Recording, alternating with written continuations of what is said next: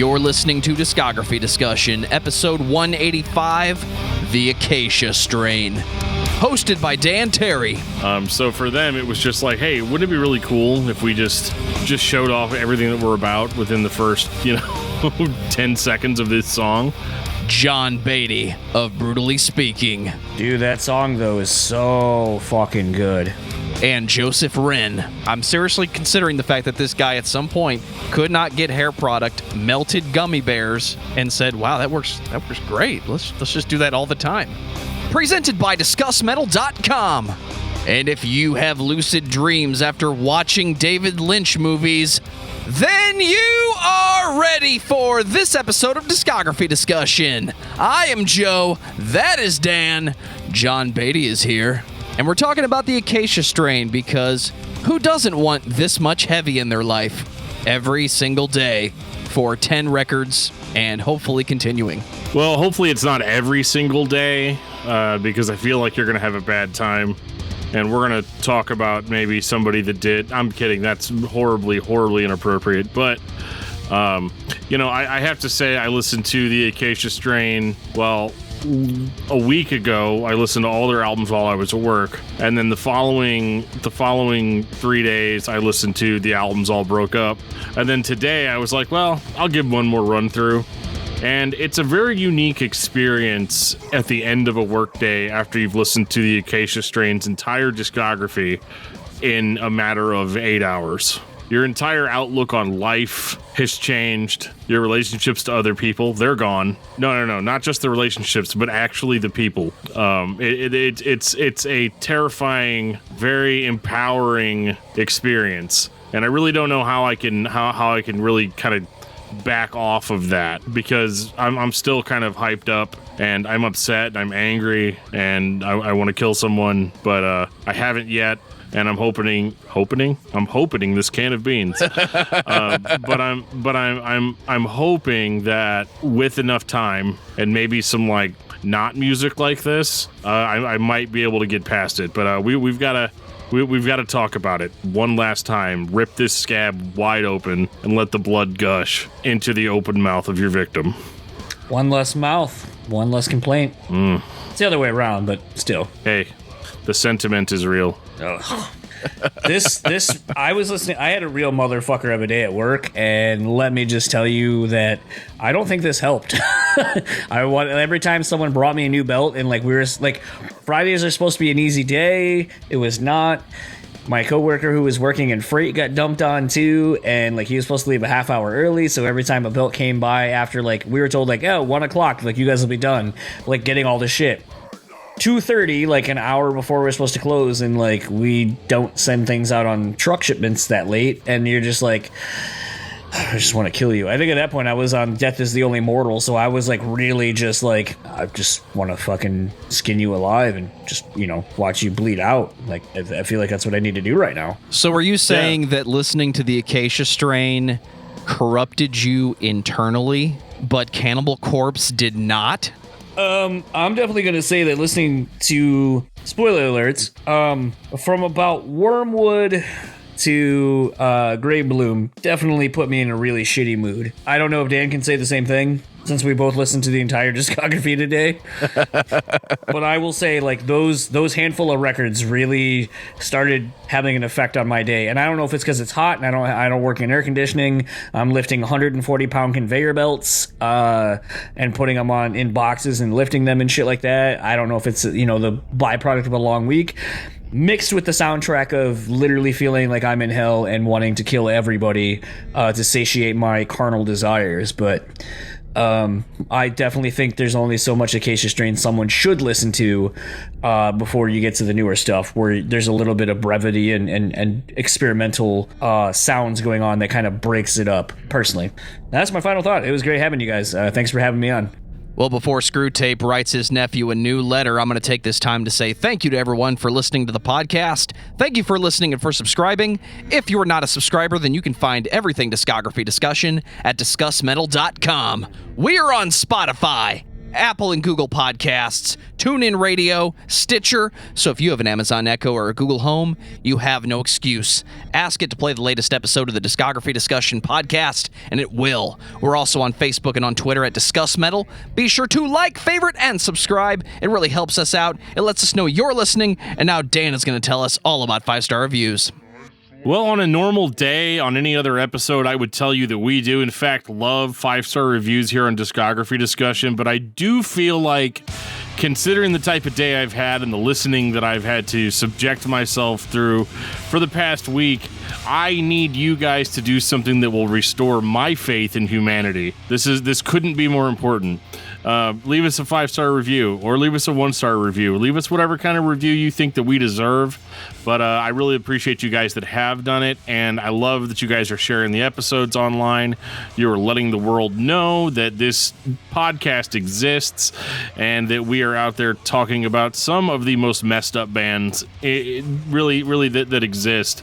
And, again, I need you guys to do that stuff, because right now my love for humanity is at an all-time low, and I need some sort of pick-me-up. I need you guys to convince me that Vincent is wrong. Is that fair? I'm just glad you actually called him not Vince, because that would piss him off even more. No, I mean, it's always, in my brain, it's always Vincent from the Acacia Strain. Absolutely. It's how it should be. That's how it is. Hey, Dan, do you know what humanity we haven't lost faith in? Who's that? Our beloved patrons. Oh, you know what? Actually, I do know who they are. Do you want me to say who they are? You should definitely shout them out right now. Alrighty, well, I'm going to shout you all out, and thank you so much. You guys are definitely not on my list. You're on this list, but you're not on the other list. And that would include Alexander, Brandon, Miranda, Brian Dean, David Brown, Isaiah Eldridge, Jeffrey De Los Santos, The Actual Mac, Jeremy Prince, Josh Moser, Kiki Kuti, Do You Love Me? I Do Love You, Ken Zapla, Lance Alligood, The King of Metal, Patrick Asplund, Samuel Woodward, and Tantalized Fungians. Thank you guys so much for helping me restore my faith in humanity. Once a month, every month, you guys are there to let us know that we do not have to take the show off the air, but we can, in fact, continue thanks to your financial support. Hey, John. Yeah. What's going on Brewtally Speaking this week? It'll, as of when we're recording this, you'll have already heard the Theo Vanderloo episode, which we've been sitting on for like 5 months, because none of the festivals and touring have happened, so there's that. So you can already have heard that. As of when this is dropping, we are going to be dropping our episode with Josh Mashiner, and we should be dropping the Doc Coyle live episode, I think is the one going. Or it might be Ross from Enjoy the Ride Records, where Dan and I talked a whole lot about vinyl. So just pop over to there and see what's going on. Google's the thing. Use it. BruceSpeakPod.com. Yeah. There was a tweet from Reduce Right Dave asking, what's a good podcast about metal? Adam Cox replied, The Canadian Geeks, Chatting Metal Podcast, Decibel Geek, and something called Discuss Metal, featuring a guy named Discuss Metal Dan talking to people about metal all the time. I mean, sometimes we talk about metal. Seems like lately all we talk about is video games. The last one that I did, me and the dude just talked about Final Fantasy for like half the runtime. In regards to episode 24 of the Discuss Metal podcast, Brandon Kellum said, you didn't ask for it, but here it is. Discuss Metal did the most comprehensive story of my life, from my time as a professional wrestler, years of skateboarding, my first nu metal band, and what's next for Amstam. I'm always interested in what's next for American standards. I listened to that episode, and all I learned is that apparently Brandon Kellum is as good a singer as he is a guitar player, and that's why no one wanted him as either. Oh, wow. That's rough. Shit. Hey, man, he wants to rip on me for not being able to get in the Eats It show, so I figured this is just a podcast beef that's just going to keep going. Well, there we go. Well, over on YouTube, in reference to episode 181, Dark Tranquility, Satanic Puppy Overlord says, Dark Tranquility has done it all. They're in my top 5 favorite bands. They've done straight-up thrashy melodeath, experimental weird early melodeath, synth-laden melodeath, prog melodeath. Oh, did I mention melodeath? No, I don't think you did. And I totally understand when you guys say the early records are kind of blackened sounding. One of the big influences of Gothenburg scene was dissection. Additionally, the weird mythological lyrics sync up with black metal. I agree with that, and I'm glad somebody else agrees with me too, because I kind of just expected the answer to just be like, poser, early metal death's got nothing to do with black metal. And I'm like, I don't know, man. Raspy vocals and keyboards and stuff. I don't know. I'm flying by the seat of my pants here. I just say whatever genre name pops into my head. I can't help it. So, Dan, tell me about the Acacia Strain. Well, I'm glad you asked me that, Joe. The Acacia Strain is an American metalcore band, not a deathcore band. Don't you ever call them deathcore. And they are from Massachusetts. And, they put out a lot of albums, 10 of them to be exact, and they are certainly aggressive. Let's put it that way. The Acacia Strain is exactly the kind of band that your parents assume that all heavy metal bands are like. Super loud, check. Heavily distorted guitars, check. 3 guitarists, check. Or at least at one time. And, a vocalist that primarily sings about murder and death. Oh, and hate. Lots of hate. Not like racial hate, but just hate, And it's really, I guess if you had to describe the Acacia Strain in a single word, I would say nihilistic would probably be the word to best describe this band. And extremely aggressive about it. So aggressive. One of the angriest vocalists in metal, on or off the mic. And I think that is what is so endearing about this band is that, Joe, you'd posed the question earlier, this band ruined your faith in humanity, but Cannibal Corpse didn't. Part of it is because Cannibal Corpse lyrics are very much like, okay, so we, okay. So I took a knife and I shoved it, right in her stomach, and then I ripped out her intestines and I rubbed them all over my face.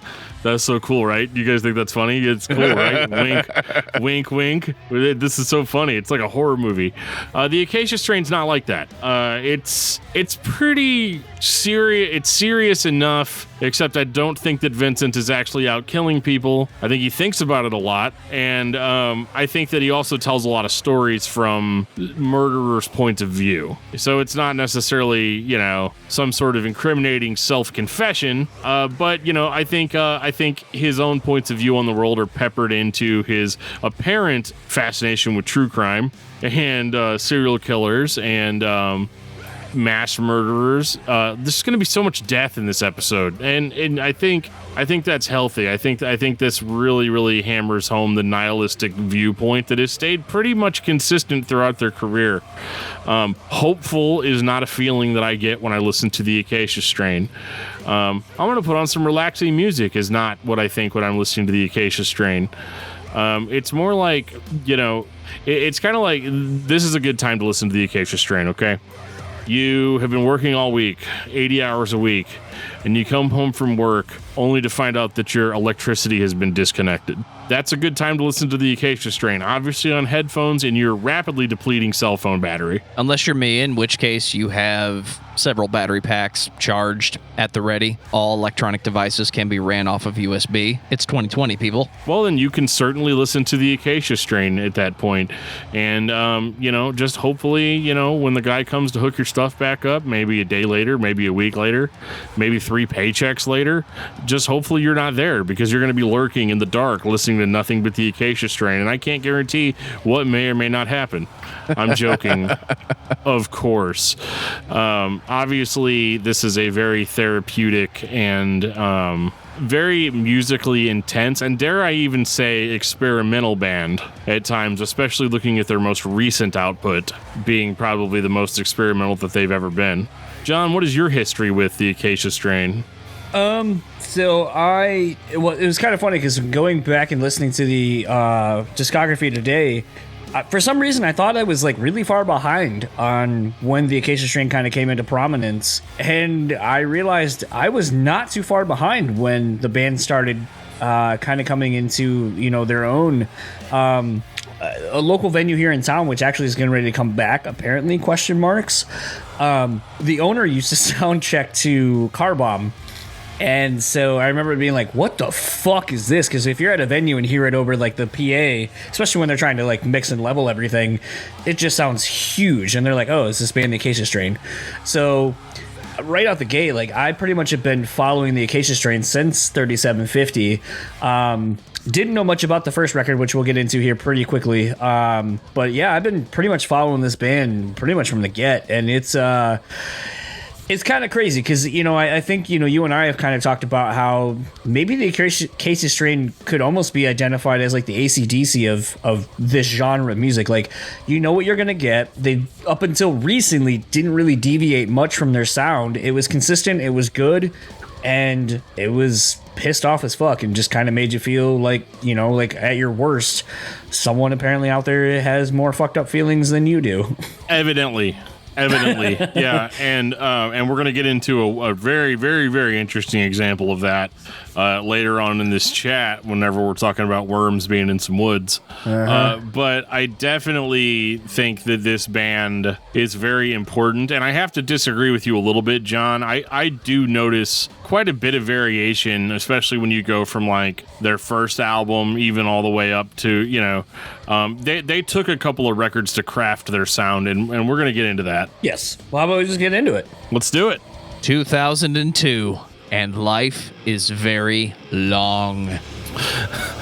Nice positive album title to start things off, but I mean, I guess it depends on what kind of life you've lived and how long you've lived. But man, this is actually probably one of my favorite kind of metalcore records, because this is metalcore before metalcore, like before it's metalcore incorporated, right? So there's a lot of different elements thrown in here. You've got obviously your kind of convergy hardcore in there, but then on the same token, you've also got like death metal influences. It's like a really good blend of death metal and hardcore. Not really even any grind, but this is before they were just like breakdown, ultra guttural Acacia Strain. You know, this is where they're still kind of more like, I don't want to say digestible. It's probably the least heavy Acacia Strain record, and when you listen to how heavy it actually is, you're like, oh wow, so this is the least heavy, huh? It's kind of like me when I go to Taco Bell and I tried mild sauce for the first time, and I actually thought it was like super spicy. And then you get up to like Wormwood, and it's like this is the Diablo sauce, and like, so yeah, if I can't handle the mild sauce, I can't handle the Diablo sauce. And that's kind of what this first record is it's kind of the more mild Acacia Strain. Lyrics are a little bit more abstract on this record. I mean, he doesn't mess around, you know. I mean, very first song, Cable Ready Techno Slut. If I ever had a mind of my own, I'd cut myself a new mouth and bleed you a smile from ear to ear, a smile from ear to ear. And so, I mean, it definitely starts things off right, but these lyrics on this album aren't even close to what we're going to get. With all of that kind of out of the way, though, this record is still kind of if it was the fifth album in their career, I would say, oh, it's experimental. Listen to all these different elements. But it's not really experimental. It's more of, we've got three guitarists, and they all need something to do.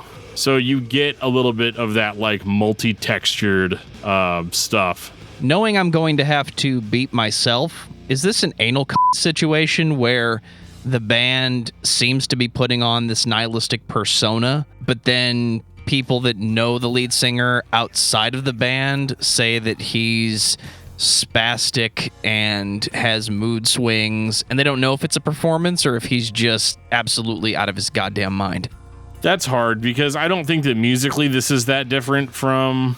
I don't think this is that different than some of the other metalcore bands that were coming out at the time, other than the fact that the anger is much more pronounced than some of those other bands.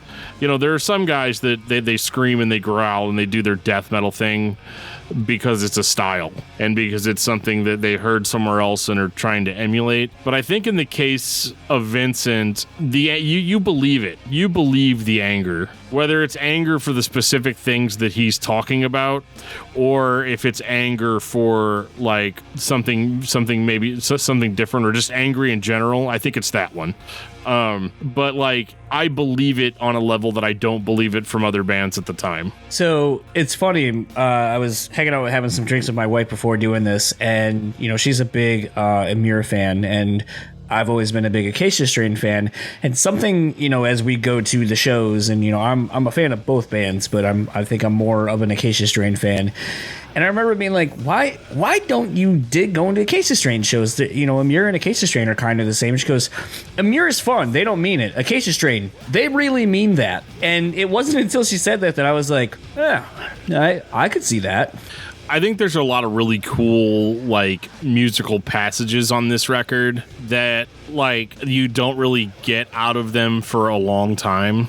No. And obviously, like, Sloth Loves Chunk. That's one song. of the. It really, really is. And there's actually a little bit of melody, and there's weird kind of like harmonic tinges to some of the breakdowns and things.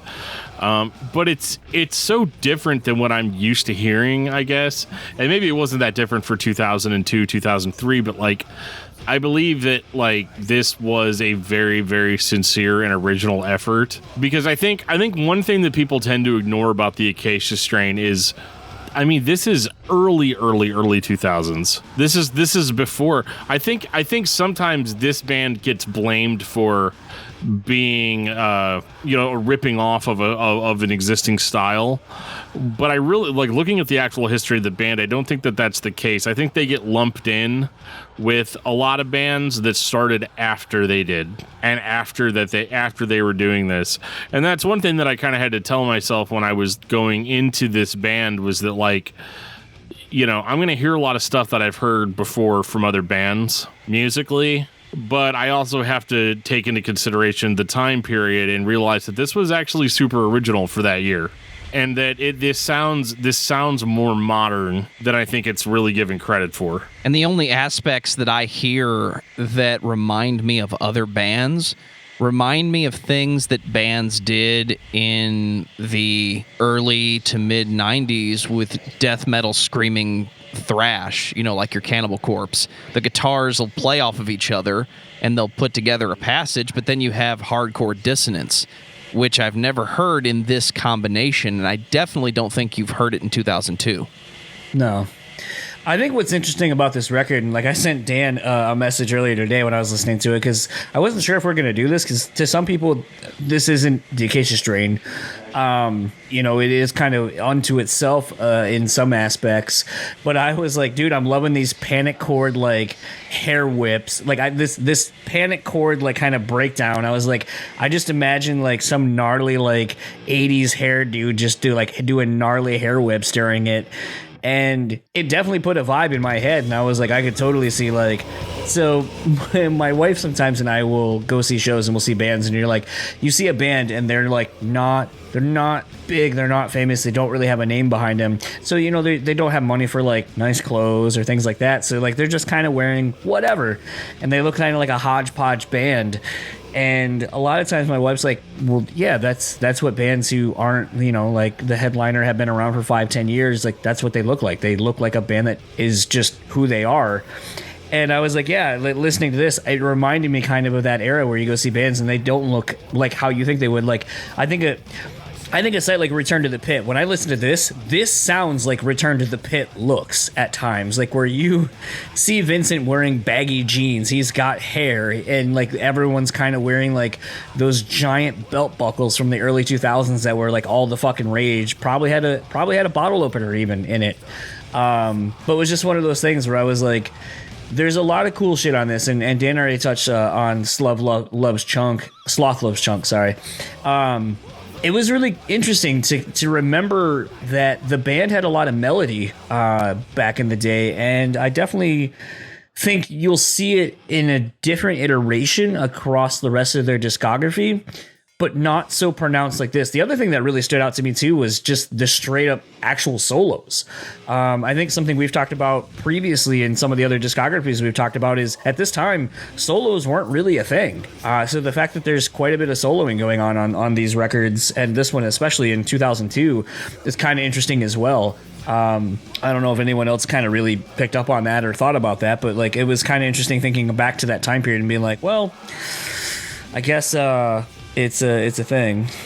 Well, now you say that there's a lot of fans that don't consider this to be the Acacia Strain. Why would that be? Because this doesn't, the tone of the guitars, even with there being 3, it doesn't sound like, I mean, as soon as we get into 3750, there's a drastic shift in tone on guitars. And then, even kind of going a bit forward to going to the Dead Walk, the guitar tones are just so drastically different. Like, I think I said to Dan, this reminds me of being in my late teens and thinking about some of those, like, from Autumn to Ashes records, the old, Bleeding Through, some of the 18 Visions and so forth, where everything was really raw sounding. So it wasn't down-tuned the way it became and the way this genre became. And to me, it's really interesting to go back and listen to this and kind of hear the beginnings of this band.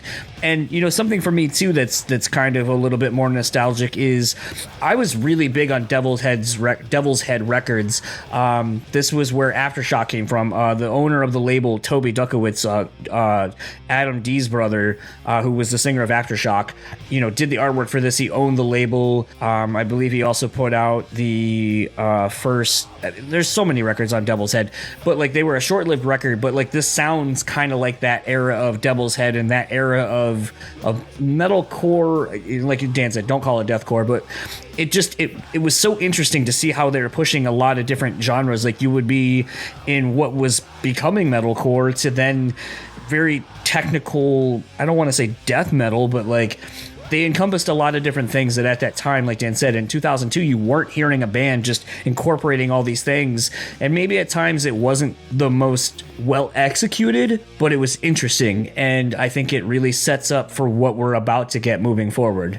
Yeah, I agree. I think that this record was a great starting point. I mean, to me, it sounds like the Acacia Strain. It just sounds like the early version. It sounds like they're still trying to figure out where they want to be in metal, and they definitely figured it out pretty quick.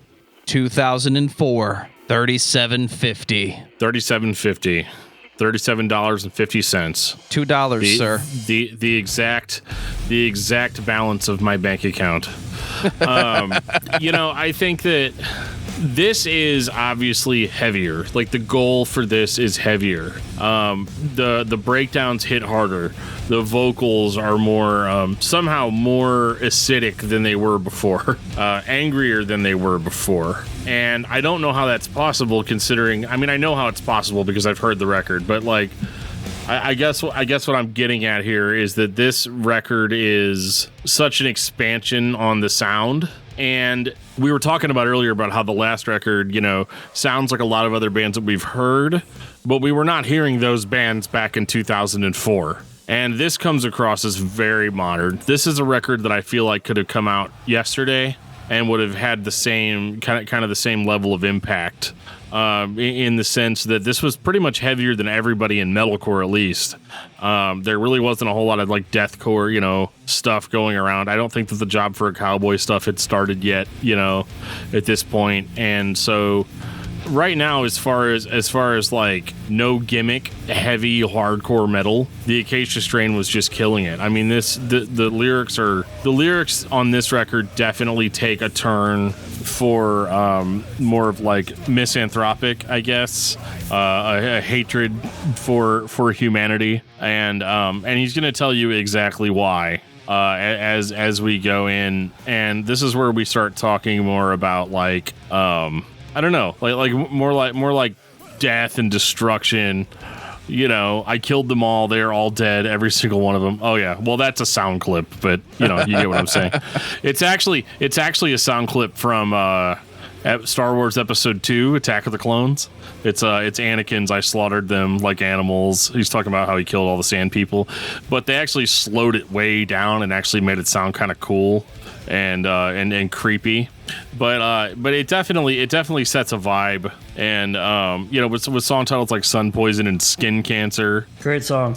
Oh my God, dude. Their album closers were so on point during this era of the band. It was like, let's just leave everybody just feeling down and with no hope. Because, I guess that's how Vincent feels. This record sounds like every dissonant breakdown metalcore band that I have ever heard prior to 2015. But nobody was doing that in 2004. At least nobody that we've covered on this show or that Dan has shown me while driving down the highway at a high rate of speed saying, "No, dude, check it out. This song is like brutal." So when you hear what everyone else is doing and it still doesn't sound exactly like the stereotype, there's something to this that no one else has.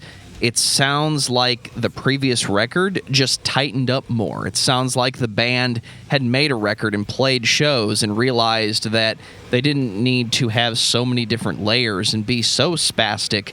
You could just tighten up the songs, tighten up the overall experience, and you end up with a 30-minute record that is from start to finish intense and heavy. And if this is the only one I have, I love it. The message is far darker than any of those bands that I described. And I think that's what's unique about the Acacia Strain, especially in 2004. Not only are they doing it and they're about to get copied, but they're really dark. I'd actually been wondering for a very long time, and I've never Googled this, I've never looked into this until just now. So this is kind of interesting, and I think actually speaks to a lot of the lyrical themes that we're going to touch on. So I Googled, what does 3750 mean? Thinking maybe there's some kind of an astrological, some kind of a numerical significance to this number. And apparently it's something called an angel number. And apparently, according to Google and a few other things, and I'll tell you what the other thing that apparently it represents in a comical way. But it says that the message relates to a field of relationships and money, and says that a marriage of convenience will not justify your hopes and will end in a complete collapse. I feel like that really signifies a lot of the lyrical themes on this record and moving forward. So while I had no idea what 3750 meant, seeing that I'm kind of like, yeah, absolutely. Now, apparently, because we live in the world of Urban Dictionary and so forth, a 3750 is also a marijuana and crack rolled into a joint. So, also probably would... Smoke you later. Yeah, probably would also get your hopes up and then will end in a complete collapse as well. So, it all works. So I would like to share with you guys and the world my favorite lyric from this album. And, Joe's probably going to censor most of it out. So, I'm just going to throw it out there anyway. This is from the song 3750, where he says, "Pissing blood for a week, feel it in your kidneys, blow a load like a shotgun right through the back of your skull. Take that to the bank and cash it. Enjoy your new skin. I'll see you at the bottom of the barrel." At the bottom of the barrel. Oh, at the bottom of the barrel, over and over and over again. And man, that Does this make you realize that the first Glassjaw record, which I don't like, pales in comparison to misogynistic lyrics? 100%. And this isn't even the worst of it, because this is for lack of a better word, kind of funny. It's funny in the Acacia Strain vein of funny. There is a very, very, because in addition to the hopelessness and the anger and the frustration and the anger and the anger and also the anger, there is a sick sort of humor that comes out of some of these lyrics. And honestly, for me, that just makes it worse. Like that, we've reached the point of nihilism to where not only is it horrible and destructive and angry, but it's also kind of funny. This is Ash, in the cabin covered in blood with all the stuff in the house laughing at him, and he's just standing there with no hand and a shotgun, just laughing along with all of it. And I think that lyric really sums that up. And from a musical perspective, I'm going to try not to focus so much on the lyrics, but man, It's really hard for a lyric sensitive guy like me to not focus on that. Yeah. But yeah, musically, this is heavier than the first album. Everything hits harder. Everything's more in your face. There's not as much melody, but they still kind of have a little bit of that harmonic sheen to a lot of their riffs, and they will go into kind of more melodic sections, which I think really works for them. But for the next several albums, they're going to act like it doesn't work for them. Like at all. So yeah, like this is a great record. I like that it comes in a small package. The only complaint I had for the previous record is that I do feel like it kind of overstayed its welcome. It was a little long. If you're a diehard fan, of course, you always want more. But I think in this case, I think that this was like a shotgun blast, right through the back of your skull. It just gets in and gets out, and that's it. I feel like the thing that's interesting about, when Life is Very Long and even into 3750 is for as much of the just sheer beating over the head brutality that's on these records, there's still that hint of, I don't know if brevity is the word I want to use, but just basically there's a sense of melody. There's a sense of maybe hope, for lack of a better term.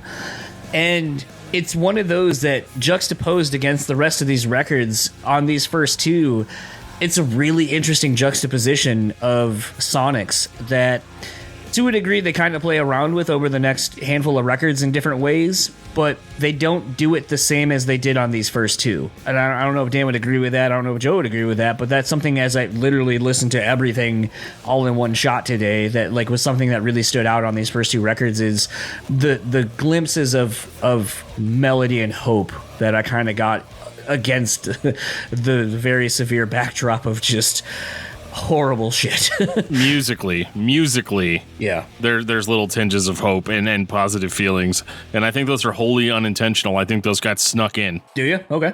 2006, The Dead Walk. They do indeed. Oh man. So, I would just love to say something, Dan's already pointed out, and something that I will probably beat to death, as the Acacia Strain likes to do. This record's got so many fucking great one-liners, or as I have come to start calling them, great, like, merch opportunities where there's a fucking slogan on a piece of merch with a live shot on it, and you're like, hell yeah. They're basically the song that everyone shouts out to. So, like, even like 4x4, why don't you strap a mattress to your back?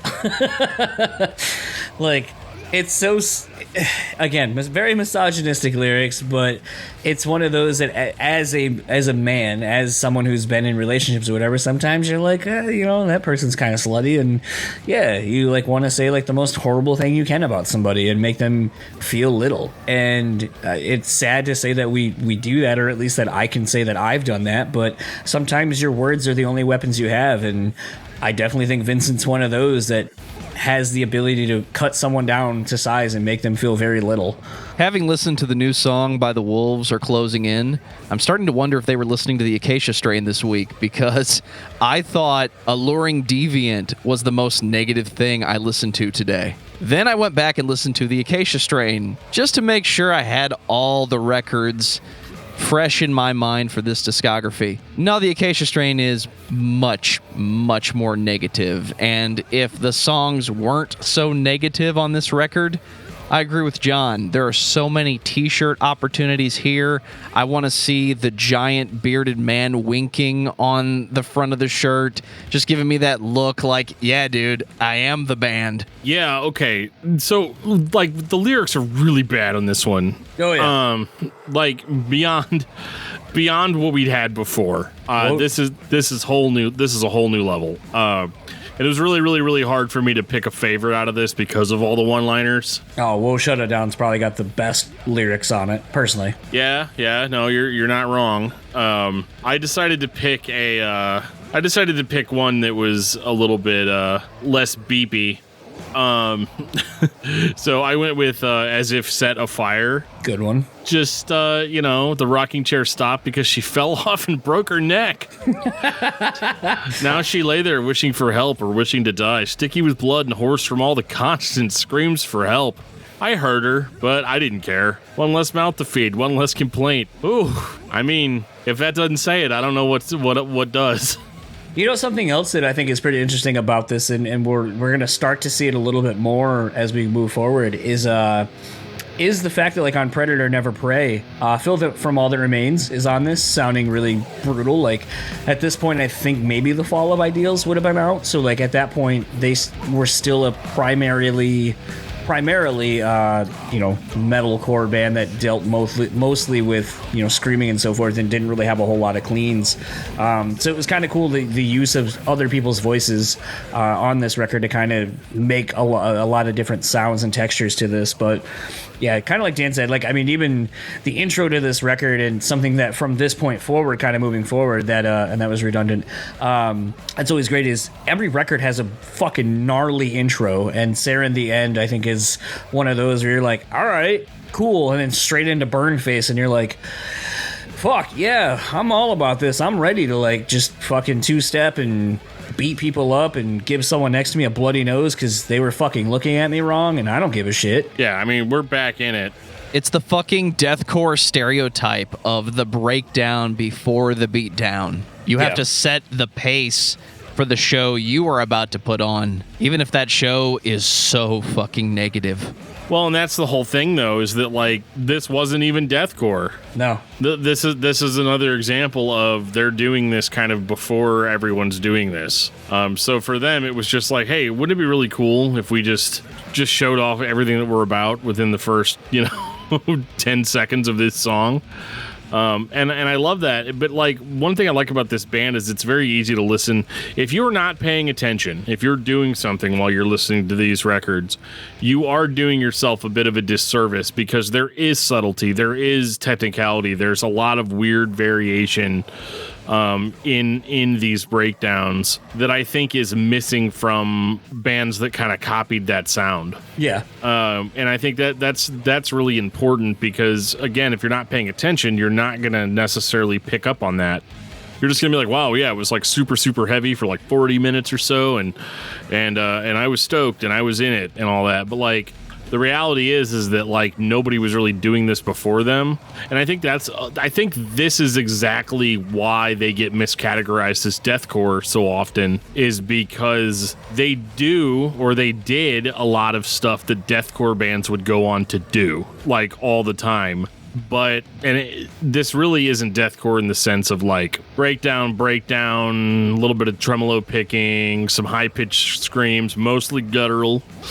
And then, like, maybe if you're like Winds of Plague or something, you're going to throw some, like, keyboards behind it or something like that. But for the most part, Acacia Strain keeps it real, and that's the thing that I like about this record the most, is it's kind of one of the most organic sounding records that they have, in that it's still heavy on its own merits without a lot of that studio assistance that bands would get.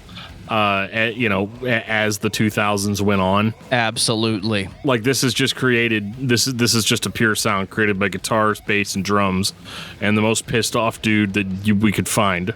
I think something else that's kind of interesting too, is this the most aggressive Adam D produced record we've ever heard? This is before he started cleaning things up significantly. Well, actually, it's not. I've heard super clean Adam D records before this, but... No, I'm not saying clean. I'm saying, is this the most pissed off aggressive record we've ever heard Adam D be a part of? It might be. I mean, other than working with Asley Dying and, being with a killer, but still. Yeah, that's true. Although that was more subtle, right? That was... There was an ocean between us, before that happened. Well, let's break it down here for a second, okay? We going halftime? But, like, basically, the thing that I hear people say all the time is you have a super brutal band, and then Adam D comes in there and he cleans it all up and he makes it sound really, really, really cool. And then that's whenever you find out that this band actually isn't heavy. They just couldn't record properly before. And so I think in the case of a band like the Acacia Strain, yeah, this might be the most brutal I've heard, or aggressive that I've heard an Adam D produced record, and I think it does it nothing but favors. He captures almost more of what the band was about. And I think this is like kind of like the primetime golden era for the Acacia Strain. Absolutely. As far as them just kicking on all cylinders and basically just being an unstoppable force in metal. And it's funny because this is around the time that I saw the band live for the first time. And I definitely dug the music. I was not super impressed with how like angry Vincent was the entire time. Like he was angry that like he was even there and that we were there. And now I know it's because he was just trying to keep himself from murdering all of us.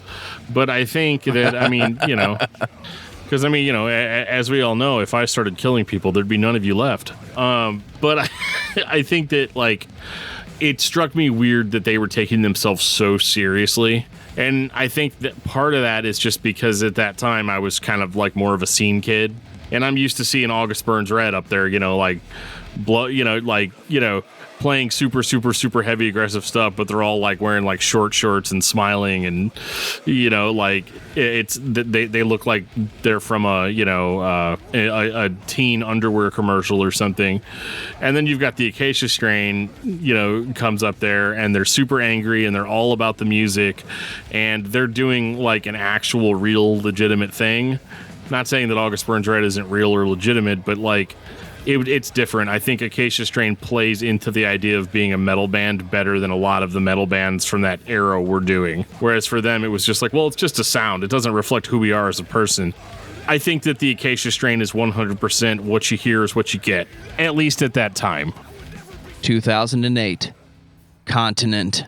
Now, is this kind of like a Pangea situation where the world was, a giant continent and then, the Acacia Strain released the album Continent, and then all of the continents broke away from Pangea to create the world that we know today?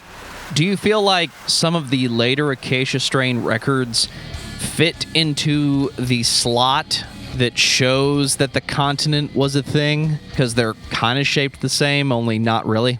That might be going a little deeper than I was shooting for, but how do you get heavier than the Dead Walk?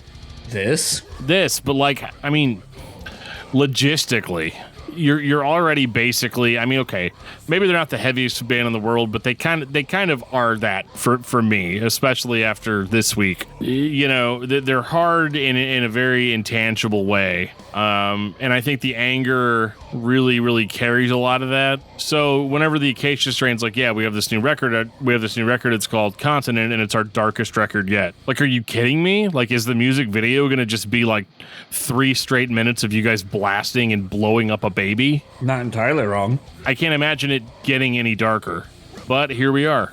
It makes me question if the shtick is just a shtick and the goal was make the record even darker, or if it's the question that we've been asking this whole episode. Is this guy just that negative all the time? John is nodding his head. What do you think about that? When I got to this record, and the thing that keeps happening, I honestly can't think of another band where this has consistently happened, record in and record out, where I'm like, this is the heaviest fucking thing I've heard. They somehow were able to step it up a notch and become more focused and pissed. And listening to each of these records so far that we've talked about getting to Continent, you're just like, Jesus Christ, this, and no pun intended, because there's a song Jesus fucking Christ on this record, or JFC, but like, this record is heavy straight out the gates. Something when listening and looking at, more so when looking at the album titles or the song titles, and something I joked about, obviously with the lyrics to Baby Buster. And now that I actually keep looking at the song titles, because when I listened to it, I just threw the record on, didn't fucking look at anything, I just was listening to it. There's actually a shitload of Arrested Development references on this. Obviously Baby Buster is Buster's nickname. Balboa Towers, I think, was the mom's mansion's community or wherever she lived. The Forget Me Now, which I totally forgot about, but Forget Me Now was the name of Job's date rape drug. And I think Seaward was the name of Job's boat that he blew up in Arrested Development. And something in looking this up earlier today that I completely forgot about, granted it's a rumor and apparently it's been denied, but there is some significance to this, is apparently, on the track Skynet, the first track of the record, was written about how Amir basically ripped off the Acacia Strain and caused a clapback track from Amir called R2 Deep Throat. So, I mean, like, there's a lot of interesting things about this, just the song as a whole. But, I mean, holy shit. As we were kind of talking earlier, the lyrics to Baby Buster, wow. Yeah. I'm probably going to get beeped when I say this. I'm going to let John read this one, yeah. Yeah, I don't think I've ever been beeped on this show, so here we go. Basically saying, I want the world to have my baby, so when it's born, I can strangle it to death. This is not a healthy relationship. When the bomb drops, you're going to spend the last few minutes of your life shitting in your pants. What's another great one? This is a Lifetime movie on a global scale. Just tell them when you fell down the stairs. I'm sorry. I fucked that up. This is a domestic abuse like you've never seen. This is a Lifetime movie on a global scale. Just tell them you fell down the stairs.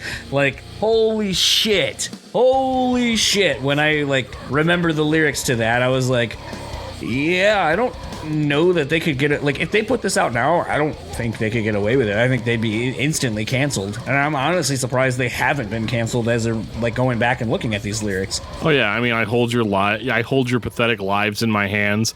If you won't die for me, you will die because of me. I pulled the trigger on the entire human race. This is as big as murder-suicide gets. Yeah. I mean, I'm really not trying to play down how dark this fucking message is, but John, when you're talking about all the references to Arrested Development, that's almost like the camouflage where they can just point and say, no, see, it's a joke. We're making fun of that show that we like. Trojan horse in the truest sense of the word. I mean, even JFC, a song that is probably one of their hits, quote unquote. I mean, every time I see them, they always play this song.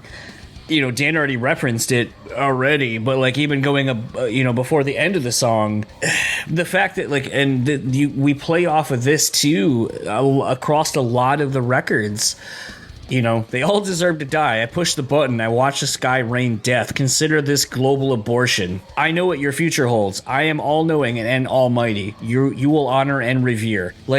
There's this kind of alpha omega god complex at times that's sort of omnipresent throughout a lot of these lyrics, and you're just like, fuck, man. Like I said, listening to these records and remembering some of these lyrics as I got these records when they were coming out, and like I said, some of these lyrics do end up on shirts. They do become the songs and the lyrics we all sing out loud. There's one on the next record that is huge in the live setting, and it's fucking abysmal. And it's one of those that, shouting it out loud, you're kind of yeah, this thing, whatever the lyric is. But as you kind of think about it when you're not in that moment, you're like, God, what a fucking horrible monster I am saying and shouting out these lyrics, or even wearing shirts with these lyrics on them. What do people think of me when I'm wearing this? How do you show someone a song like JFC or even Baby Buster and just be like, yeah, I'm into this band. What do you think? I think you're a fucking horrible person who probably needs to have psychological help, because this is not okay. I mean, it's fine. It's artistic expression. It's not fine, dude. It's not fine. It is fine, man. I am lyric sensitive. I am not the lyric police. I do not care what you write about, because if this is the only way that you can get these feelings out, then you do it, This is not, I'm not going to be one of those people that says that oh, well, I always knew that guy was going to kill somebody. Don't get me wrong, it'd be really easy to convince a jury of that. Well, let's just read a sample. Let's read a sample of Mr. Bennett's lyrics today and get an idea of what kind of person he is, And so, but at the same time, this is not new to heavy music, or even music in general. There's a lot of messed up country songs that really, absolutely seem to somewhat echo some of these sentiments. I can't think of any of them right now off the top of my head, but I'm sure there must be something out there that's worse. But I do feel like this is the ultimate celebration of artistic expression, that you can put this kind of stuff out, that you can have a career. This is because I do somewhat consider metal to be something of a fantasy land, and it's your own playground that you can live in, and you can do whatever you want, consequence free. And this is a huge celebration of that, and I like that about it. And the lyrics, as dark as they are interesting. There hasn't been a single lyric that I've read from this band that I haven't been like, I wonder what the story is behind that, because I definitely want to know. I want to know the context, But I'm not going to ask Vincent, because I can Google that. I can YouTube that. The information is all at my fingertips, so I should not have to bother him and ask him about that. But I do think that, this has got to be therapeutic. If you really are that angry and that upset, and that spiteful, you got to get that out some way, instead of letting it fester, forever. And I hate to bring this up, but look at somebody like a Tim Lambesis. Most positive dude in the world. Well, till he wasn't. Maybe he's a positive dude again now, but all I'm saying is that you can't, sometimes stuff like this can be healthy. And so I think that there definitely is a place. I know I went off on a tangent about this, but there definitely is a place in the world for lyrics like this, if only to kind of put them out on paper and get them out of your head. 2010, Wormwood. Oh my God, we made it. We're barely halfway there, dude. What are you talking about? Oh, no, man. Wormwood is like, for me, the ultimate realization of the vision. This is an unbelievably heavy record. This is a devastatingly heavy record. And it's not even super fast and blasty necessarily. It's slow and groove and it's just pure doom. Not doom metal, but it's gloom and doom, and the breakdowns are so heavy. The low end on this record is ridiculous. To the point where I have to actually turn the bass pretty much off on my sound system, or else I'm gonna blow my speakers out. This is outrageously heavy low end. Vincent's vocals are even deeper and lower end than they have ever been up to this point. But something that's really interesting is that before, with all metal vocalists, and before Joe gets to say it, there's a lot of metal vocalists out there that are not very easy to understand. On Wormwood, you can understand every single word Vincent is saying clearly. I think that's actually something that separates Vincent from a lot of musicians or vocalists in this genre, is there's actually, it seems like, extra care taken into the fact that you can understand everything he's saying. And that, I think, separates him from a lot of other people, which actually kind of makes it more fucked up, because you hear what he's saying pretty pronounced and you're like, yeah, okay. You can't ignore it now. No, I can't. And it's mixed it's mixed perfectly and sits right where it needs to, so you can't blame it on anything else. So you're just like, that's the thing you're saying that makes me want to also kill my coworkers and get away with it. Yeah, this has got probably my favorite Acacia Strain song of all time on it, which you guys know, it's Jonestown. Oh yeah, dude. Yeah. It's I need a minute to just go and weep and listen to Jonestown again, because it's so slow. Yeah. But so groove. And I hate groove, for the most you part. hate Pantera. You don't hate groove, dude. You're just in denial about it. Maybe that's what it is, and you have to bring up one of my favorite independent research true crime subjects ever, being Jim Jones and the People's Temple and Jonestown. But man, everything that I ever wondered about what my opinion on Jonestown was, Vincent just says it on this song, and it actually is one of the first Acacia Strain songs I've ever heard that actually seems to have something of a chorus. Yeah, a little bit. But it's weird. It's not oh man, they sold out because they put a chorus in. It's very nice. It's almost melodic, but it's melodic in that gross way. I can't even explain it, man. This song is so devastatingly heavy. And I love that it's written from Jim Jones' perspective, because of course it is. But this is an interesting kind of This is an interesting kind of juxtaposition with the band, because before I felt like he was reflecting kind of his own thoughts and ideas about the world, whereas it seems like in this record each song has its own individual story and is being drawn from a multitude of different sources. Well, I want to cut you off right there for a second, because something I'm noticing as I'm kind of, and I can't believe I've never put this together, looking at the song titles, have you kind of noticed a theme between the song titles? Look at Jonestown. What is Jonestown's about? Like, as from a title, what is it about? It's about mass suicide. Okay. Bay of Pigs. What happened there? Failed assassination attempt. All right. What about the Unabomber? Mass murder. So start going through the the Impaler. Like, you start looking at the Nightmen. You start looking at these song titles, and I can't believe, and especially we're gonna get to this one here in a second, probably Ramirez. You start looking at that. I never put those together. That all of these kind of are about mass murders and suicides and so forth. The Hills Have Eyes. I mean, more from a movie perspective, but still. Like, I've never put that together until just now. Are we looking at mass murder or serial killers? Both. Exactly. And at the end, they just drop it off with a tactical nuke. Which is a great fucking song. Holy shit. I mean, the sun doesn't shine on a dead planet. I mean, yeah, this is... Whenever I say this is the ultimate idea, of, like, the ultimate realization of what the vision was, all of that makes sense. That, it's an Acacia Strain record, and every song is about mass murder. Might seem kind of generic for the band if you've been following them for this long, but I feel like this is the picture that they always wanted to paint.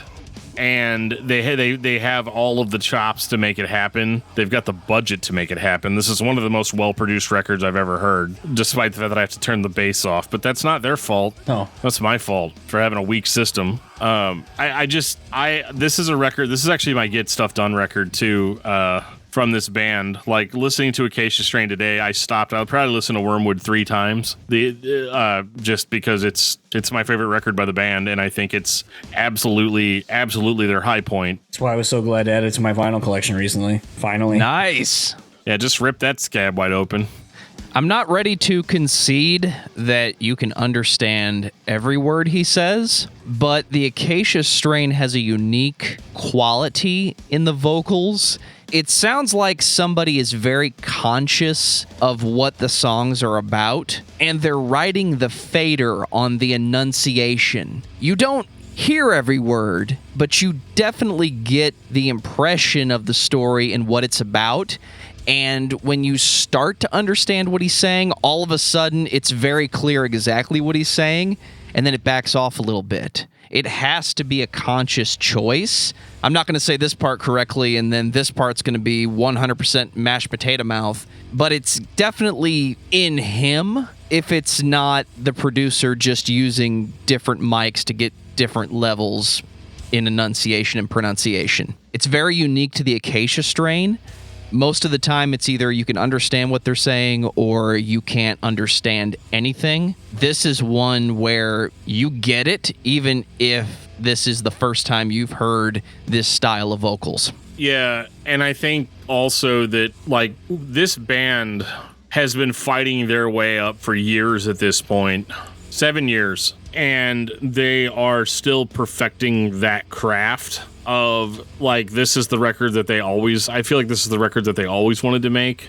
And that could just be like a little bit of revisionist history, and that, like, obviously when they're writing it, they don't realize how big of a deal it was, or it was going to be, like how well received it was. But I feel like this was kind of a breakthrough record for them. I mean, I'm sure, Jonestown wasn't playing on, like, top 40 or anything, but it actually, in a certain way, on this record, they have figured out a way to be more accessible, because even though this is absolutely as heavy, it's absolutely as devastating as everything else they've ever put out, and definitely leaves you with the same feeling of hopelessness, regret, nihilism, misanthropy, all the things that go along with listening to the Acacia Strain. This is their most digestible record yet, because of the strong grooves, because of the hooks that are thrown in there. If you want to be a more digestible band and maybe get your music in front of more ears, this is how you do it.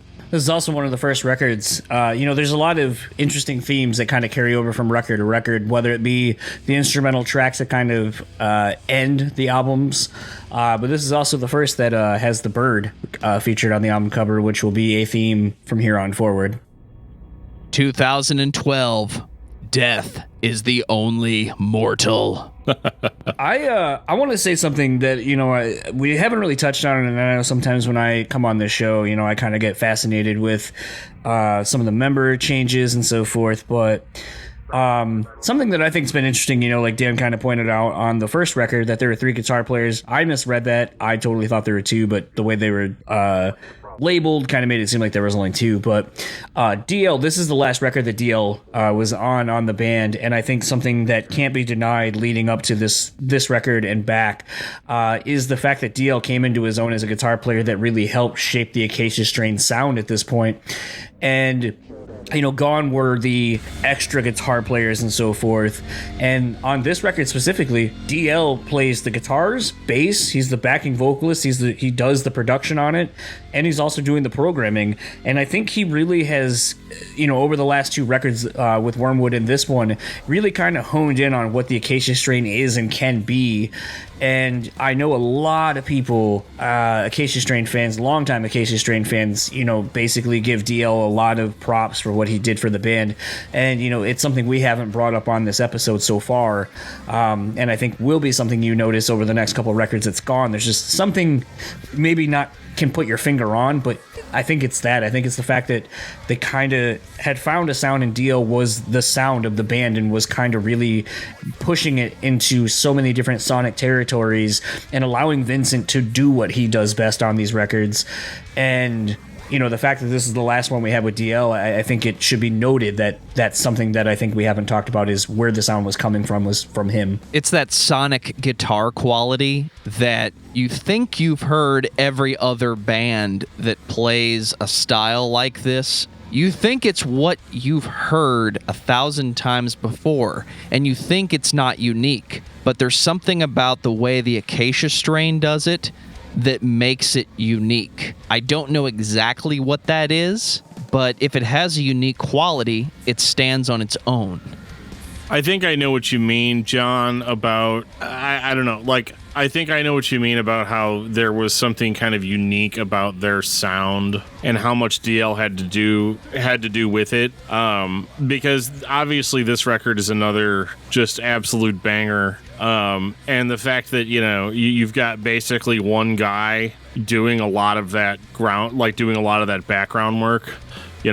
It's kind of like how, there's a guy that's a vocalist and he all he does is, talk and scream. And then there's like another guy that actually does all the work, that sort of setup.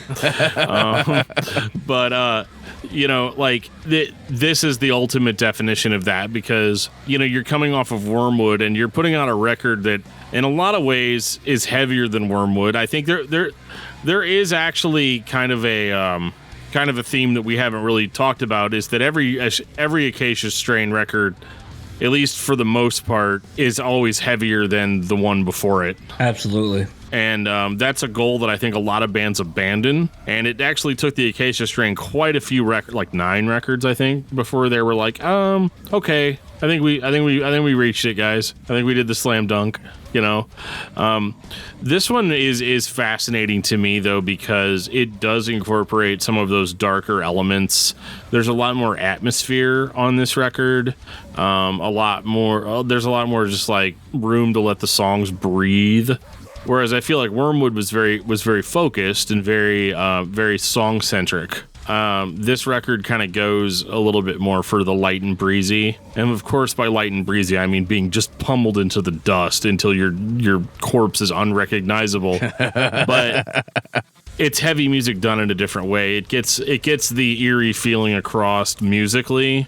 Whereas, before we were talking about how occasionally the band would have like a melodic or an uplifting moment or something like that. That sort of stuff kind of shows, like, this is the first one, and maybe even with Wormwood, where the music matches like 100% of the lyrical output. And so this record succeeds very well in just like kind of creeping me out when I'm not rocking out. And I really think that that's strong, and that idea, that concept of maybe atmosphere versus brutality it's a subject that might come up later. I think what's interesting too is some of the extra, at this point, like, we're what, 1, 2, 3, 4, 5, 6 albums in over a 10-year career at this point. And I think it's interesting to see Vincent on this record doing some really interesting things vocally, with some of the effects they're using, kind of incorporating some more, some melodic passages where he's kind of doing that like AM radio kind of distant sounding vocal where he's still screaming or kind of talking or whatever. It's not anything new that we haven't heard from other bands, but it's something new that we haven't heard at the time from the Acacia Strain. And I think, a lot of bands at this point would probably be like, yeah, everyone loves 3750. They love the Dead Walk, or hey, they even love Continent or the last record. So fuck it, we got enough back catalog. Like, we don't need to do anything. We don't need to push ourselves to try to be better. And something I think that's interesting as I'm kind of looking at the charting of all their records, they've consistently done better. The last record, Wormwood, which a lot of people is like that's the quintessential Acacia Strain record. Debuted at, I think it says number 67 on the US charts. Death is the Only Mortal came in at 51. So, I mean, like, you're seeing a steady increase 10 years into a band's career, and I can't understate that is something that you don't see a lot, especially in this genre. A lot of bands are so quick to just be like, yeah, we did something great already. Let's just rest on that. Yeah, absolutely. And I think another thing, too, is that, like, I start wondering how much longer they're going to be able to maintain this sound. Yeah, because not much longer. Not much longer. Yeah, no, I agree with you. I do think that this was the point in the discography where I started feeling fatigue, a little bit beat down. It could just be my midday crash. But like, I definitely started feeling like it became a little bit harder to keep paying attention. Now, and Joe and I were talking about this before the episode, before we started recording, and Joe was like, yeah, it's just really hard to listen to all this stuff like in a row like this.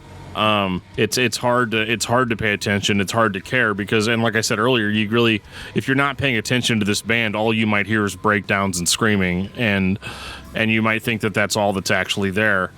But I definitely felt it more on this album, even though it is all there. It's all intricate and everything. But, a point that I brought up is that for most fans, they at least still had those gaps of years between listening to the records. Right. Whereas us, it was like, seconds between records? Yep. Absolutely. But, so this was kind of the end of an era for the band. Absolutely, yeah. It's gonna get interesting from here on out. 2014, Coma Witch. Kind of piggybacking off of what I said, and I'm only going to bring this up because I'm actually going to bring it up twice for the next record as well. So how I said like there was a steady increase in the band's popularity from a chart position. Wormwood debuting at 67, Death is the Only Mortal debuting at 51. This one saw the band crack into the top 50 on the iTunes chart. Cracking into the top 50 on the Billboard charts at 31, which obviously shows the band, again, still continuing their upward trajectory. Coma Witch, I think, is a great record, but I will definitely say when it came out, I had a lot of high expectations based on where the band had been going, and the fact that DL wasn't in the band, I really didn't know what to expect. I definitely think this is a grower, not a shower right away. Like, this is something you really have to kind of sit with and really take it all in as a full record from start to finish. This isn't really here's the quote-unquote singles. And I honestly got to say, it was seeing this album cycle a couple of times live for me to really kind of understand how some of the songs worked, and hearing them against the rest of the older material, where I was like, oh, all right, so this is kind of like this song off of this other record, like, all right, like, and then when you kind of start going back and re-listening to it, some of the things on the record kind of start to reveal themselves for what I think the band had intended the whole time. But I also don't know if in 2014 people are willing to give a record that much time for a record to grow on them. And I think it's just a thing where a lot of people, I feel like this is a very divisive record. Some people are like, it's great, I love it. It kind of starts ushering in the new era and the new sound of the Acacia Strain. And other people are like, this is where they lost me. Sonically, if you're listening to a band like this, you want it to sound like the previous albums. You want nothing but breakdowns. You want nothing but dissonant, growled screaming. If you needed an example to demonstrate that the Acacia Strain was ahead of everybody else, Dan said it multiple times at the start of this show. You didn't hear this in 2002. You didn't hear this in 2004. Everything that this band did was ahead of their peers. It was ahead of the style and its popularity. And when other bands were taking it too far, adding multiple electronic elements and studio fixing, the Acacia Strain was actually trying to take this genre forward. Is there another band that basically gives you an audible concept record like this? I can't think of one. I think this is the first one where they were this kind of artsy, I guess. And artsy is not really the right word for it, but because you use that too soon. I know. We're gonna get there, John. But I know. You know, I think that like this is the first record where I kind of started like, you know how I was talking about how like Wormwood is like so heavy and doesn't have like, and it's like all in the guitar tone and that slow sludgy groove and the way it all just kind of comes together. This was the first one that, you know, I started feeling like the riffs and the breakdowns were starting to feel less crunchy and more bouncy. Yeah. And that unfortunately is just like a staple of what heavy music was, you know. And so I think that like in 2014, I don't know. I'm not going to make a big speech about it. It just sounds really djenty to me. Yep. And one of the things that I liked about the Acacia Strain is that they were heavy without that. You know, I always compare the gent sound to like basketballs being bounced on a wood floor. You know, whereas you know the band's previous riffage was you know smashing my face against the gravel, and there's probably some glass in there too. You know. And to me, and this could just be me being an old timer, and I think that's largely part of it, is that I have some preconceived notion as to how metal is supposed to sound. But, you know, when I was talking about how every record is heavier than the record before it, this is the first one where I kind of felt like it had lightened up a little bit. And a lot of that is largely just because of that guitar sound. And that is like so nitpicky. But I mean, like, hi, how you doing? Have we met? It's super nitpicky, but at the same time, it's, I could see why people might have opted to listen to different bands this year. Just because this is the first time where they're kind of starting to sound more like the bands that they influenced, I guess. But I mean, throughout all that doesn't make it a bad record. Produced by Will Putney, like that's supposed to be a slam dunk. Automatic win. Yeah. Will Putney, and you know, you had Max Cavalera from Soulfly on Send Help. You had Sven from Aborted on Graveyard Shift. Like they're pulling out all the guests. They're doing all of the, you know, they're doing everything right. They've kept their sound consistent, but I don't think that it was enough yet. It is a variation or a kind of an experimentation on their sound, but I don't necessarily know if it really works here. And I think a lot of that is, you know, you can definitely find things to like, but they're not necessarily going to be the things that you liked from previous Acacia Strain records. And so, like, it's kind of a catch-22 because I want to say, like, oh, it's really cool, it's really fresh that they did something a little bit different sounding, because I was just complaining on the last record about how, like, oh, it's all kind of starting to sound the same again. But, you know, again, this is just a case of maybe it's just my problem. I don't know what I want. But I don't think that I'm all that different than other metal fans out there. I think that we all kind of collectively don't know what we want. We want you to always sound the same, but not too much the same, you know, so on and so forth. And so I think in this particular case, I like Coma Witch, but I think it's too long. Yeah. I think it goes on forever. And I think that's hard because it's not even that long of a record. Well, I don't know. It all depends on whether or not you include Observer on it. Yeah. You know, because that's like 30 minutes almost. That's like Tool levels of messing around. Oh, you guys are still on that topic? Well, we'll see. We'll see if anybody's even listening after that episode. But I do think that, like, I do think that this, it just wasn't for me. I'm trying to find something like really, really profound to say about it, but at the end of the day, it just wasn't for me. It sounded a little bit too much like other bands at the time, and I kind of missed that kind of more originality that the Acacia Strain had. I think Vincent sounds great on this record, by the way. He does, yeah. I would also like to point out, because we'll bring this name up in a couple of seconds.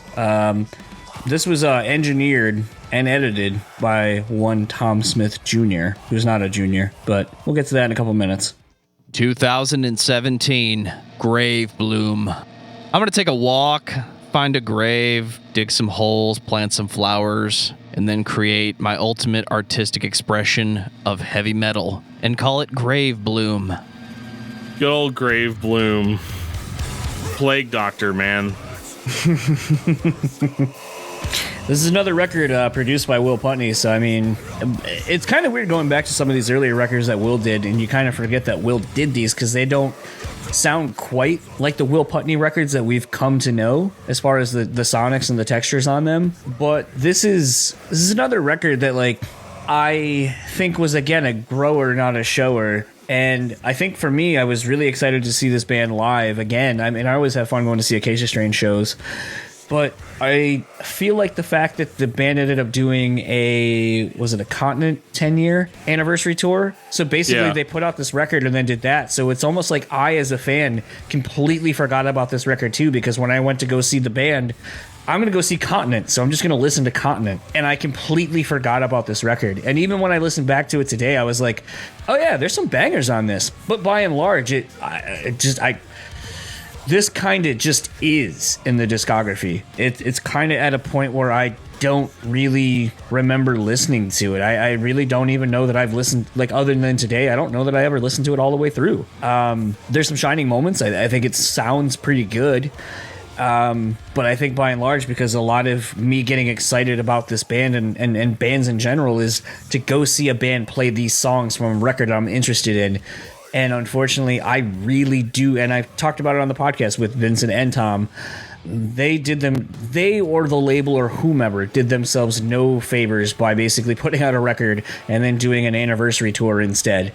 And I think for me personally, that really has led to this just being a record where I'm like, yeah, it exists. There's some good songs.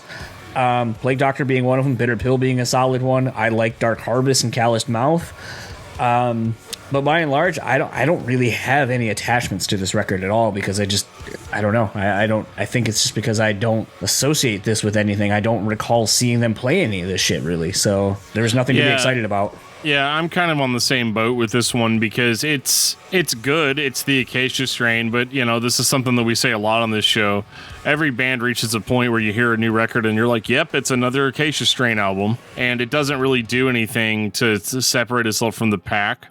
But if you want to look at it from a different perspective, this is also like, again, new blood kind of in the band. So the level of being able to maintain a consistent sound is actually very impressive, considering, that if you guys consider DL the heart and soul of the band, at this point, yes. Yeah, you might actually be pretty impressed that they're still going this strong. But I'm going to make my opinion. I'm just going to defer to Kerrang. Which is what Kerrang said about this record, and I agree 100% with this. They says the whole thing is suitably drenched with nihilism, once more conveying the sense that in their world, smiles should result in a beating because everything is truly hopeless. You're going to cite that in the show notes, right? Yeah, absolutely. But I think that like one of the things to take away from this is that this band was absolutely able to maintain a sound with new members of the band, and I think that that's impressive. But I think largely John's right. You can't just go on an anniversary tour after putting out a new record. You're supposed to put your heart and soul and everything into this new record, and your goal is to go out on the road and convince everybody that this is the record that's worth buying. Whether you're a new fan, you're an old fan, whatever. But instead, you're going to go on an anniversary tour, which may or may not make people kind of yearn for the old days a little bit. Yeah. And that's hard. It's a hard call to make.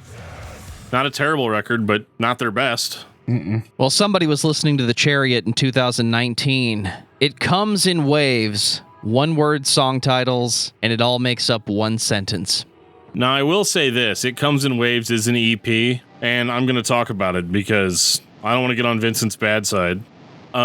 This is exactly what I wanted. Oh, yeah. John and I were talking about this incessantly whenever it was released, and this came right on the tails of John's 2 Acacia Strain interviews. I believe one was with Tom and Vincent, and then the other one was just with Tom. And you guys talked a lot about what the band was trying to do during this time. So you're partially right. So basically, I talked to Vincent and Tom on the Grey Bloom / Continent album cycle. Yeah. And basically commenting like, yeah, you guys shot Grey Bloom right in the ass because you couldn't support it. And they're like, yeah, nostalgia. And it was weird because that whole conversation, Vincent was like, and it made headlines, was like, nostalgia doesn't work. But it's like they're on a nostalgia tour. But then I went back when they came through again, I think with Knock Loose. Or no, that was the Knock Loose show that I did that first one on. But regardless, talking with Tom, It Comes in Waves wasn't out yet, but he's describing it as this really weird, different Acacia Strain record. They're taking all these kinds of risks, and it's very arty. But then, just in case people hated that, they had another record that they were going to do that was more akin to a normal Acacia Strain record. And I remember being very intrigued, and we talked a little bit about it, but it's not like he played me anything from either record, so I knew what was coming. But I remember as they started releasing the individual songs for It Comes in Waves, and then realizing that they've been making merch with those, our only hold on, I want to make sure I get this right. Pull up Apple Music, Acacia Strain. Because I'm trying to remember what the song titles were. It was Our Only... Yeah. So, basically they had printed merch that said Our Only Sin was giving them names. And, I have a shirt with that on it. And I remember being like, you motherfucker, you basically were giving away a clue the whole time. And we just didn't know. I remember when this came out, and I remember telling Dan, I was like, yo, have you listened to this? This is fucking crazy. And now, granted, I mentioned on the Grey Bloom thing, or on the Coma Witch, that Tom helped record with Will Putney. He was one of Will's guys at the studio, and then a couple years later, here he is in the band on the Grey Bloom album cycle. And this is one of the first things that he basically helped contribute and write for. And I'm not taking anything away from Devin, their other guitar player, or even, Griffin, their bass player, who'd been in the band for a little bit. But I feel like Tom is someone who has really, especially on this record and Slow Decay, because I feel like you can't talk about one without talking about the other since they were recorded around the same time. I think Tom has brought something that we haven't seen since DL left. He kind of has brought interesting ideas, something that has created a definitive sound for the band to follow, and has given Vincent ample sonic textures to really explore new ideas, new lyrical themes, and so forth. And It Comes in Waves, which I was honestly surprised to see be lauded so positively, considering how different it was from everything we've gotten from this band, only has me more excited to see if the band will then go further down this direction and do maybe one weird record every so often, because we as the fans were like, yes, give us more of this, please. Yes, this is what I've wanted from the band, 4 albums in. Is when are we going to go a little bit more artsy? When are we going to go a little bit more experimental? And I think this works really, really, really well because, again, it's that contrast of atmosphere and brutality. There's a part, and I don't remember, it's either in Them or it's in Names. I'm trying to remember which one it was, where it's totally quiet. Oh, I think that's Them. Yeah. And it's totally quiet, and then it just busts, just suddenly this scream comes out of nowhere, and it scared me. I jumped a little bit, and for as much metal and hardcore and stuff that I listen to, that is not a very common occurrence. And I think that they really drew me in with the atmosphere. They drew me in with the melodic passages, and even the vocals are kind of kind of down in the mix, in the sense that instead of being front and center Vincent like it always is, this is a little bit more organic, and it's a part of the music instead of just being the lyrical accompaniment. Also, the first time I've really heard Vincent go into kind of the more squeal, like the vocals are so low, he's finally getting the squeal in there, which I love hearing. It doesn't do very much for his "we're not deathcore" argument, but I do think that I do think that this is great. Slow Decay is great, but this is what I wanted. This is what I would have wanted a full length of. And I basically got, this is still 30 minutes. It's not like it's not a good, a good length and everything, but this is what I think the future is for this band, because if they can, on this, they've actually cultivated their heaviness and used it used it as a weapon, in a way that they've never done before. Instead of Ted Bundy, well, not Ted Bundy's not a good example, but I don't know, somebody that just straight up runs in and murders somebody, straight up just bludgeons you to death, immediately. This is more like a Hannibal Lecter, where he's your friend and you guys hang out and then he stabs you to death and then eats you. That's what this record feels like. It feels like Hannibal Lecter, You guys could tell you could probably tell that I just finished watching Hannibal on Netflix. Good choice. But it's fantastic, just like this record. And this actually was a really good soundtrack for that series, just because of the subtlety and the unexpectedness. It actually is surprising. It doesn't follow the regular formula of their music. And so it was actually, in a lot of ways, one of their most interesting records to listen to, because I really didn't know what direction that they were going to go in at any given point. I really liked Coma Witch the first time I listened to it, because it felt like the band was taking the sound in another direction.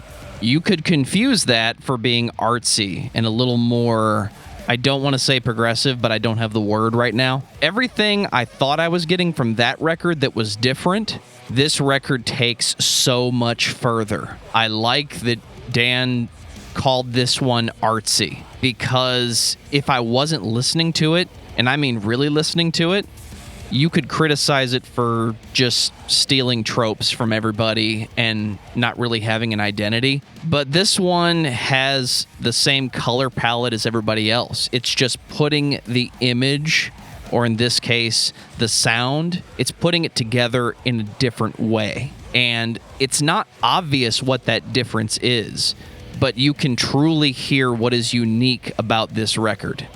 And we finally get to 2020, Slow Decay. I literally just opened my Slow Decay vinyl. I've not even opened it yet. I didn't know we were having an unboxing on this episode, John. Probably one of the very few bands I literally, like I said, other than the very first record, which does not exist on vinyl, this is the only band I own everything that they put out on vinyl. I'm slowly getting the rest of the 7 inches. I have all of the Decay 7 inches at this point. The only one, and a friend of mine's actually going to give me the Depression Sessions and Above Below, I think. So all I need is the Money for Nothing 7 inch of their cover, but it's one of the few bands I actually will own everything pretty soon. Usually I am not that nerdy about things and getting the EPs and 7 inches. I think as an Acacia Strain record, as much as it's touted that Slow Decay is yeah, we did this experimental thing, on It Comes in Waves, but now we also put out a more traditional Acacia Strain record. I disagree. I think that this album has kind of a lot of the stuff from It Comes in Waves in it, but then it's still got kind of these more beatdown moments on it that you would get from. So it's more like they learned a thing or two from It Comes in Waves, and then they kind of used that to enhance their sound while still keeping their sound intact. But I found Slow Decay to be actually pretty exciting, other than they're probably their worst album track song title I've ever heard, which is I Breathed in the Smoke Deeply, It Tasted Like Death, and I Smiled. Dude, that song though is so fucking good. Oh yeah, it's a great song, but the title needs some work. It's a little That it sounds like a type of song title that would be made by a band that was making fun of the Acacia Strain. Amir. Emir, yeah, there it is. Yeah, I've seen God. Anyway, I think that this album has a lot of the stuff on it that it comes in waves has. It's got the atmosphere cranked up to 10. The songs breathe.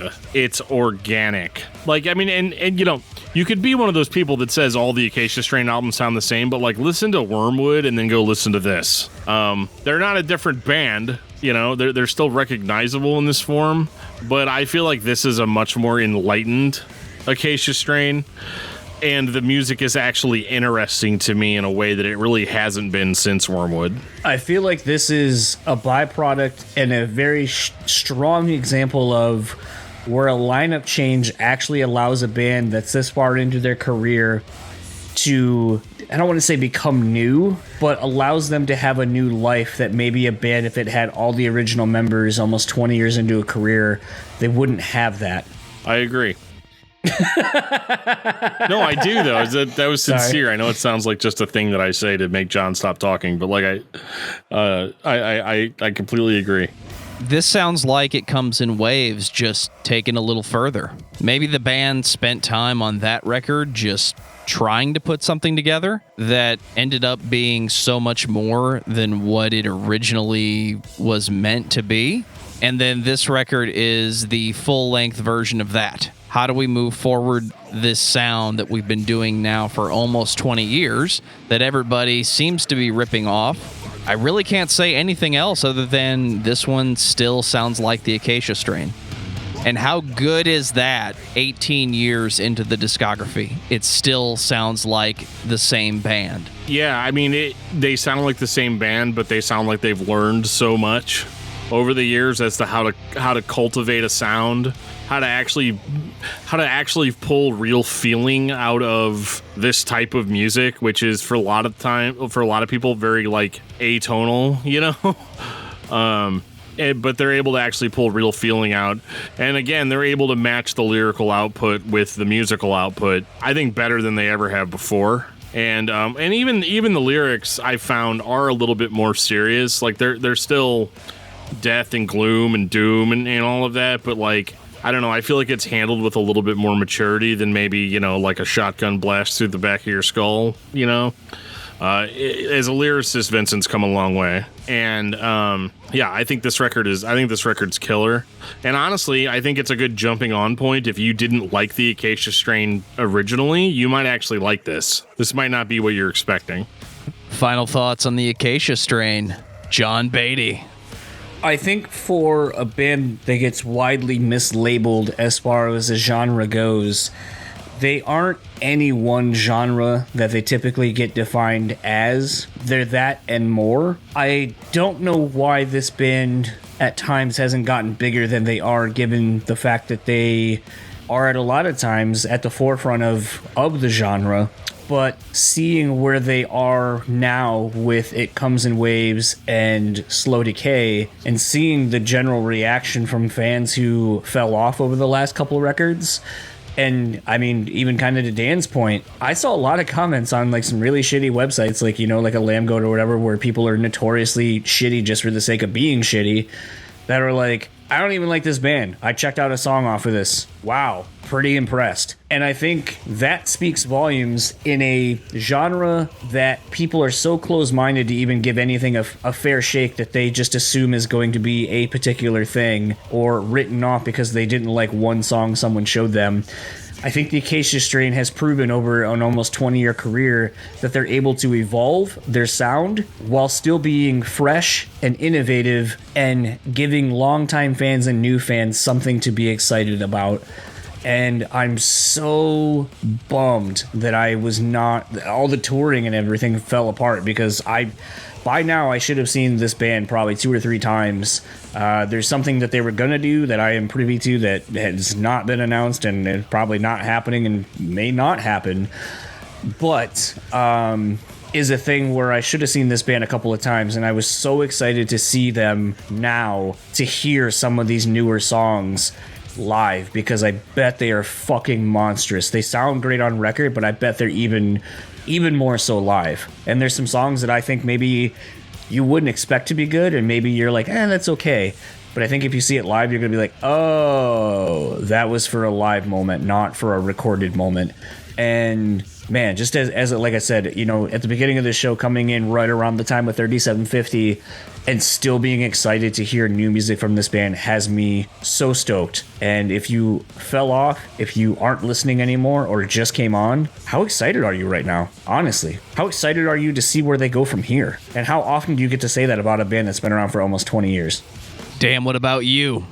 I think the most interesting thing about the Acacia Strain is that, this is a band that has 10 albums, and we just did an entire discography discussion on them, and never once did we get to the point where we were like, oh my God, where did it all go wrong? We sort of did. How could they have done that? We almost did.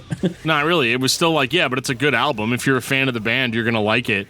This band didn't ever have their Saint Anger.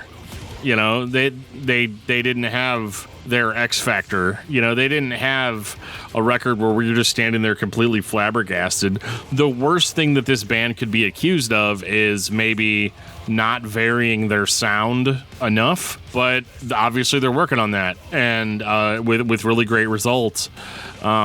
I definitely think that this is a band that if you are not in a good place mentally, probably not the best band to check out. But if you're just here to hear some heavy riffs and beat the crap out of your friends in the pit and then slit their throats and hide their bodies, underneath your porch, the Acacia Strain might be a band that you would want to check out. I've been watching a lot of true crime on Netflix while listening to the Acacia Strain. And it's been a very enhanced experience because of it.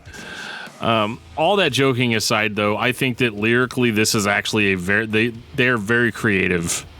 And again, like I went on for an hour earlier about artistic expression, I think this band is a success story on the freedom of artistic expression and the positive effects that it can have if you can pull any positivity from it at all.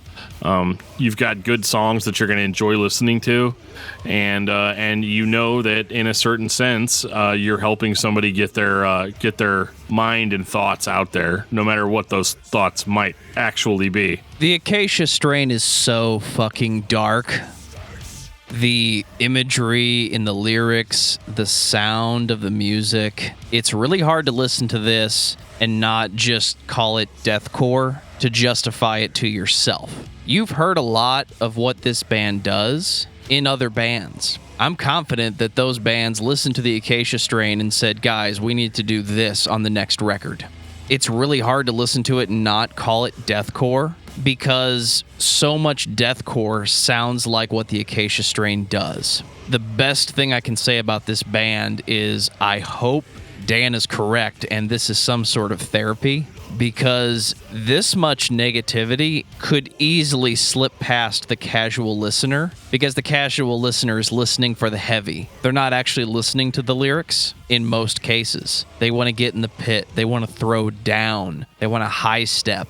They want to do everything that we've all become accustomed to at the metal show. But the Acacia Strain takes this sound further than any other band, and to me that makes them unique. It was a mistake to listen to this band all in 1 week, because this music needs to be spaced out. It needs to be taken in over time.